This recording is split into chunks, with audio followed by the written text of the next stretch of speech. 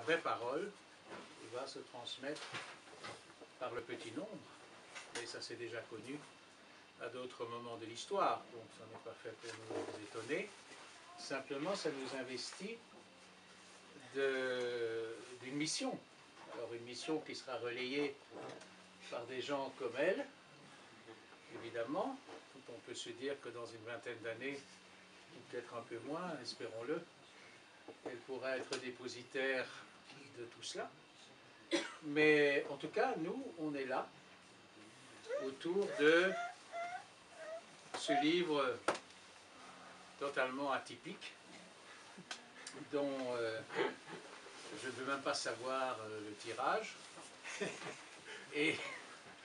qui est néanmoins accessible, disponible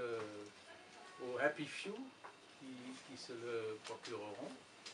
et qui pourront toujours dire un jour, voilà, non seulement on a ce livre, mais en plus on était là, quand, si je ne me trompe, pour une des premières fois, son auteur s'en est expliqué. Alors, c'est pas difficile de dire que ce livre est atypique, il suffit de le regarder, par son volume, par son format, par sa couverture, par sa mise en page, dont on voit déjà par 2 pages ouvertes ici, à quel point elle est atypique et inventive. Le tout, évidemment, est de voir maintenant un peu ensemble, d'une part le contenu, et d'autre part les intentions qui ont pu conduire à sa création. Alors, dans ces textes publiés par Jean-Louis, on a pu voir quelques esquisses de ce qui allait devenir ce maître-livre. Donc, il y a des livres de l'Hyper, publiés entre 89 et 2000 et quelques, beaucoup parus chez Lucilquin. Et puis, il s'est posé le problème de ce livre-ci, qui est un livre inclassable, certainement indigeste, du moins pour le grand système de l'édition conventionnelle, inimaginable en termes de distribution. C'est pour ça que je rends vraiment hommage à la librairie Tropis, à Madame de Méus, Brigitte, de nous accueillir ici, parce que c'est vraiment très appréciable de sa part. Nous sommes au cœur de la vie de la librairie à Bruxelles, et dans un lieu dont on ne rappelle jamais assez qu'il fut abondamment hanté par Victor Hugo lui-même. Il faut toujours rappeler, n'est-ce pas, que Victor Hugo venait retrouver sa bien-aimée à l'étage de cet immeuble pendant son séjour à Bruxelles, et je ne cite pas Victor Hugo par hasard, parce que Victor Hugo, il était capable de tout. Et que dans ce lieu central, on puisse parler de ce livre, qui est sans doute central, mais qui n'est pas immédiatement repérable comme tel. Et ce livre, c'est Ajikao, Aji-Yako. Nous avons eu l'occasion à quelques-uns de voir ce livre en forme de manuscrit, ou plutôt de tapuscrit, et pour nous rendre compte qu'il était à peu près impossible que ce livre voit le jour sous la forme d'un livre, d'un ouvrage traditionnel, enfin conventionnel. Et alors il s'est produit un miracle, c'est que le rêve de l'auteur, je crois, je ne vais pas m'aventurer en le disant, c'est-à-dire que ce livre ne ressemble à aucun autre, a pu se réaliser, se concrétiser dans cette espèce de grimoire de mots. D'ailleurs, l'auteur utilise l'expression grimoire de mots que vous avez là sous les yeux et qui existe à je ne sais pas combien d'exemplaires à ce stade-ci. Ben, nous n'avons pas encore jusqu'à présent réussi à le chiffrer exactement. C'est un livre qui essaye et qui arrive, pour autant qu'on le lise attentivement, à montrer dans quel gigantesque guêpier nous nous trouvons. Et encore une fois, tout ce que nous lisons actuellement dans la presse, que nous entendons dans les médias, essaye d'objectiver quelque chose d'impossible à cerner par les moyens conventionnels de l'observation et de l'analyse. Mais ici, je crois qu'on est devant, à mon sens en tout cas, le premier texte qui nous aide à comprendre quel est, et c'est quelque chose à quoi mes amis savent que je suis particulièrement sensible, quel est le gigantesque complot dont nous sommes les sujets et même tout simplement les objets. Alors, je vais quand même te demander de commencer par tenter pour toi de synthétiser en quelques minutes. Je sais que c'est une espèce de violence que je t'impose, de te demander de limiter ton temps de parole, mais quel est ton projet? Mais je te remercie d'abord, je te remercie pour la manière dont tu as annoncé les choses. Donc, pour commencer, tu as signalé l'existence d'une idéologie qui s'est trouvée être, voici une cinquantaine d'années, une idéologie qui se prétendait l'avant-garde la plus radicale dans une perspective révolutionnaire, et dont un des propos du livre consiste à dire qu'elle est devenue l'idéologie dominante. Alors, en quoi consiste l'idéologie dominante d'aujourd'hui? S'il faut résumer brièvement, je dirais que le monde dans lequel nous vivons, le fameux complot, puisqu'on peut employer tel mot, réside dans le fait que, dans l'aboutissement, d'une certaine façon, de ce qu'on pourrait considérer comme le projet de l'ère moderne, et qui se caractérise, selon moi,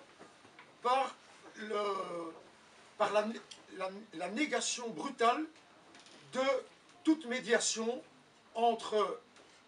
la vie et la mort, entre les instances du jour et de la nuit, entre les instances du rêve et du réel, mais de telle manière que le système dans lequel nous nous trouvons englués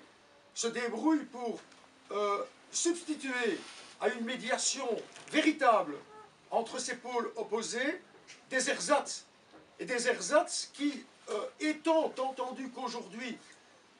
l'immense majorité des populations du monde occidental sont d'une certaine façon sommées par l'injonction de ne plus avoir, par exemple, de relation avec la voie des morts. Donc il y a une espèce de bouchon qui est construit par le monde contemporain, et qui est construit en particulier par le monde médiatique, et ce qui s'appelle ici la tour panoptique. De quelle manière y a-t-il possibilité d'envisager d'une part la temporalité et d'autre part une intemporalité? De quelle manière y a-t-il possibilité d'envisager le monde de l'espace et un monde qui n'appartiendrait pas à l'espace? C'est-à-dire, de quelle manière y a-t-il lieu d'envisager le rapport entre le temporel et le spirituel? Et en quoi le monde, entre guillemets, le monde, ce que je vais dire, l'instance aédique, en quoi a-t-elle pour caractéristique précisément de tenter d'être un truchement, d'être un passage, une médiation entre ces pôles donc qui sont ceux de la vie, de la mort, du jour, de la nuit, du rêve, de la réalité. Donc, du point de vue qui est celui de la aide, la majorité de la population vivant au cœur du système concentrationnaire n'a pas vraiment envie de regarder au-dessus de sa tête, de regarder par exemple le système de barbelés idéologique qui est organisé, et n'a pas non plus envie de regarder les miradors